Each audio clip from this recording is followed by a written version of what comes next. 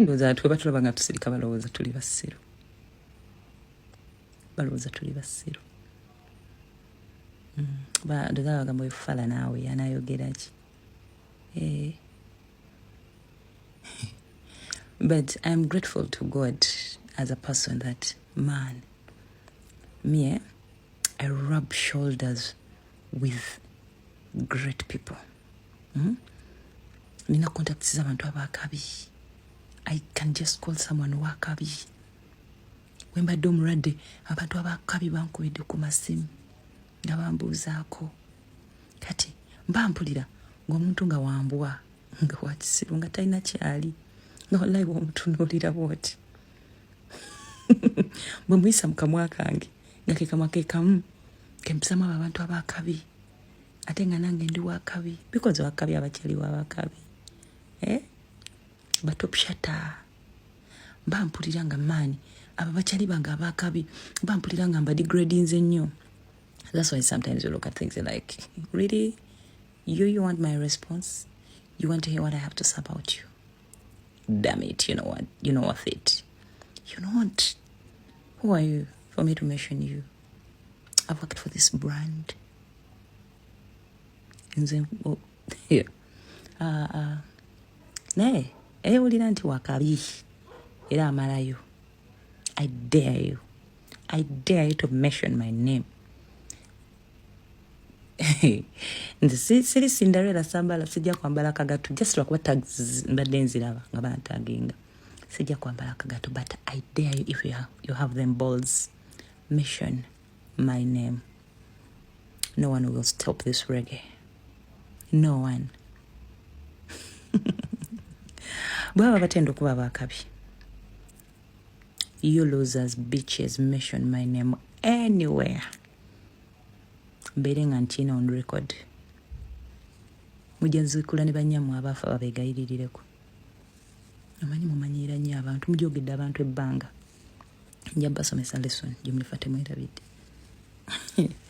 Emma, Katonda nno naye agenda n'akuteeka mu space emu n'obuntu n'obutunuulira oti okyawunya n'enkwawa ng'omanyira abantu. Mumuyinza okuba nga temuwunya mmwe. Muwunya akasu. Mention my name.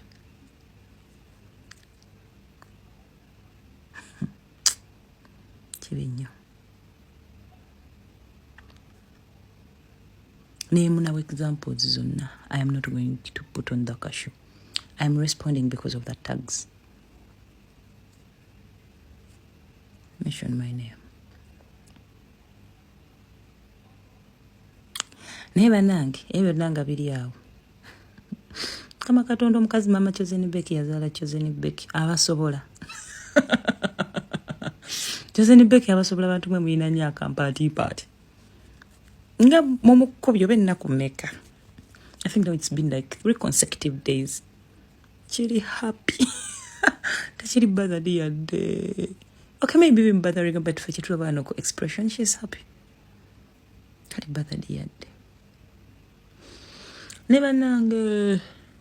I don't know what's wrong with Minister Bala. Bala is my former boss. I have so much respect for him. Yeah. Naye I think over camera, over singa, ayina engeri gy'ayogeramu ensonga ze nolabira ddala ngaayo oba ayokeza oba nga tabadde ready. Bala ebbanga lyonna abadde atunanga mu camera. Simanyi lwaki ebintu ebimu tasooka birowooza kuba nze bweyagende ku nsonga z'oyo omwana simanyi defilement simanyi biki. As a minister, in my head I was like, okay, tosobola kuwa judgment yo then omulenzi bamukusibe bakole ki.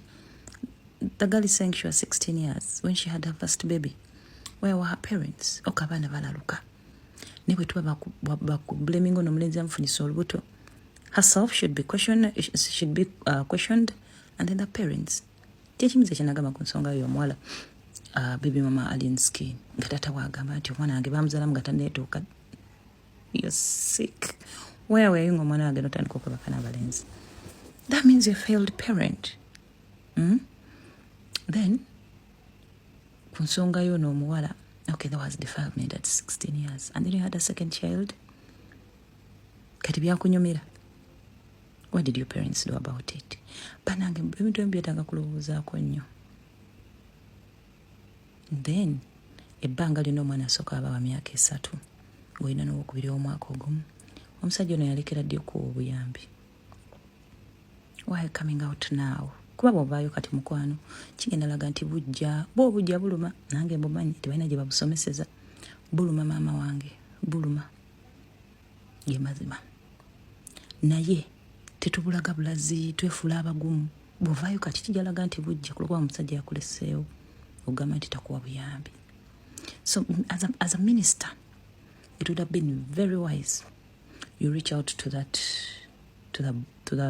baby daddy nono omuwala out of camera, omulenzi n'ayogera engeri gy'asobola okwasaganyamu ensonga n'akuza abaana be n'omukazi they co-parent mu ddembe nga like out of respect and love.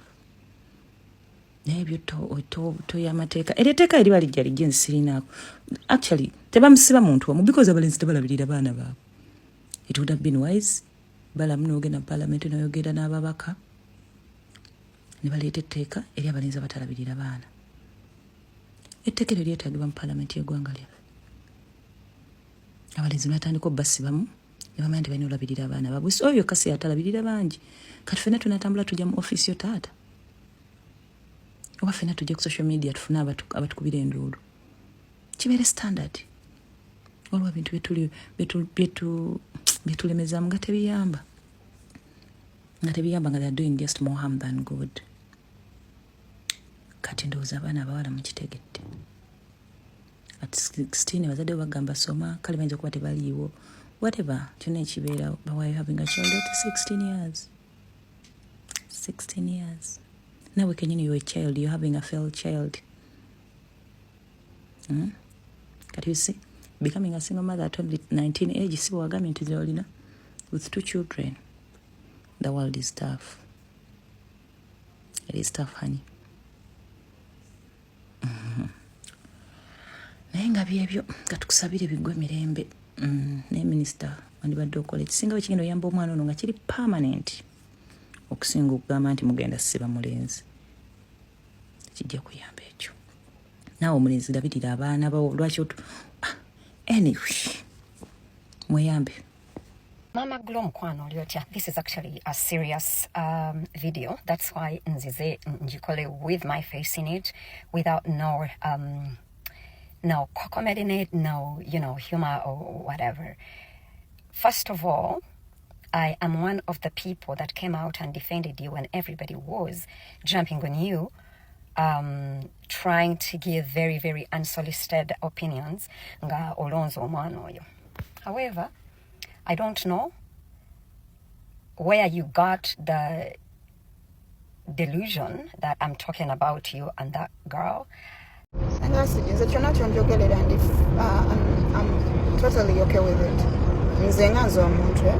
Zekyo nakyo yasama nkimanyi kati ogenda kulebuka ate waliwo ekyache nkusubiramu. Ogenda kulebuka oje kinole kiri. Hey, that is you, like that is how cheap you are. But nkwegayiridde. Ambye omwana ono muleke. Omwana talina musango. Omwana ono talina musango. Nze mpayiriza kyonna kyoyagala. Naye ebintu byemuteeka ku mwana ono bambi si birungi. Sengasi kyenkusuubiramu, the only big thing you're gonna do is to yap nobo bupitterere bobo bunege bobo genda bulebeeto okitegeera bw'ogenda okulekana nabo tewali kyamaanyi kyogenda kunkola kuba you cannot get me where I am. Tolina kyosobola kunkola madda tewali, like nothing you can do to me, you motherfucking idiot. Nothing except opening your dirty mouth. But leave my kid alone, okay? Nja kufa naawe mwana. That is not okay. Wankoledde video.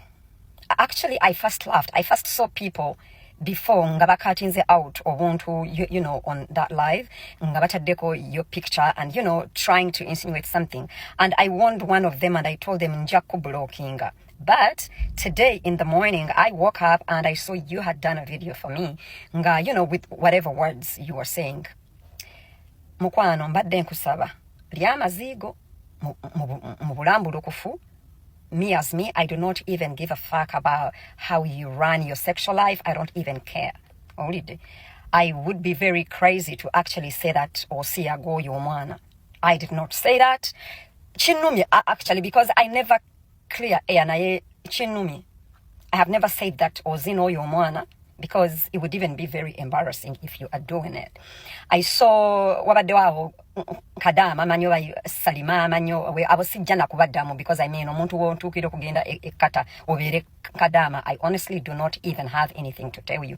But Mami Glo, I don't know oba ku live wabaddeko because nabuziza abantu what should we talk about, and they were like, oh, futu bagenda muwasa konze bagenda muwasa ni agenda muwasa konze. Maybe Mama Glo, you know, like he's making content, but I don't think so. And I'm like, even if you are true, it is too soon omwana okufumbirwa because achagoing you know, under rehabilitation. Those were my exact words. Then the other time Hamdali came and he was like, eba nange futu bagenda muwasa konze neba nanga ani musajja. You know, I never said you are sleeping with that girl.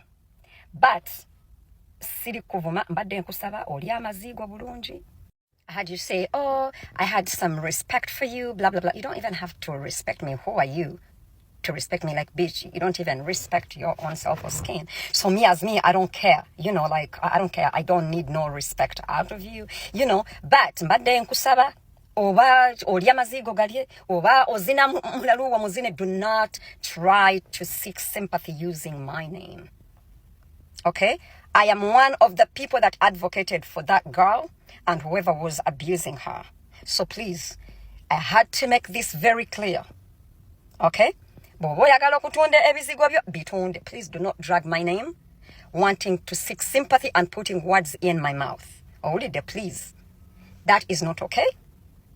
Echisoka, you did not even say thank you when everybody was jumping under your anus. No, you're using that girl for whatever. I was one of the people that were fighting to tell people to give you a break. But today you have the audacity to come and start talking shit, wanting to get sympathy, likes, and views using my name. Please do not do that. Okay? Do not do that. You are the first person I have responded to when it comes to omuntu okunkolera video ne mudam. You are the first one, and so help me God, you're gonna be the last one. Mami gula mukwano, lya mazigwa bulungi, wesiige bizigwa bya biwute, kola choyagala. Oba n'omulaluwo oyagala muzine. Do not drag me. Waman. Ebikukambidde abantu. First of all, lots of people have been commenting on your video with the same allegations. You did not say nothing about them. You've jumped on me. Please. Please. Don't. I still respect you for getting that girl from the gutters of hell and giving her a life. I respect you, and I really know that every Ugandan does. And we thank you. But please, toleta bintu bya sympathy waneno dragging my name. Mukwano. Not me. Drag people of your level, of your intellect, of your everything, not me. Thank you, and I really hope this video gets to you. In case somebody misled you and gave you false information that I said that, I forgive you. But if you stood with your own head and mind and you got convinced that I said that, still, I forgive you. Okay? Muchala, echisoka, siyenze ya kutuma. Opostinge nga futu, nga omuli ku zero distance. Siyenze ya kutuma, opostinge nga futu, mungeri insinuating until there is something more. Because era obaddengo opostinga ebi video ebyo nga olaba commenti z'abantu eziri questioning. Siyenze ya kutuma, opostinge futu, ngo omulisa zikeki. You know, not me. As if ye muntu akubaddenga okumpi okulisa keki. You're the one that was planting a picture mu minds z'abantu. Siyenze era eyakutumye opostinga futu nga ogamba mbu yafunye omuntu agenda muwasa. Siyenze. So I don't know what delusional mind really occurred to you to include me mu mazigo. I have no idea, but please, like I requested you, keep me out of your shit.